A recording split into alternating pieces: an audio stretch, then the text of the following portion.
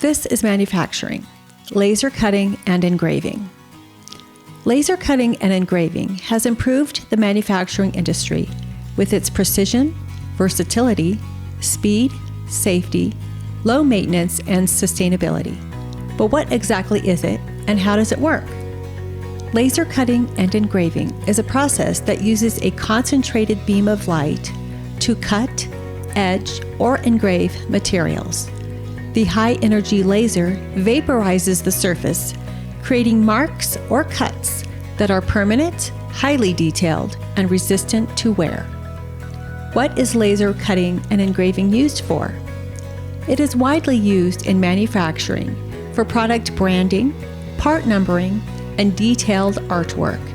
It is common in creating customized metal tools, electronics with detailed labels, personalized wood items, and intricate jewelry designs.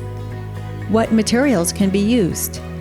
A laser works on a wide range of materials, including metals like stainless steel and aluminum, non-metals like wood, plastics, and acrylic, and even delicate surfaces like glass, foam, paper, and fabrics such as leather.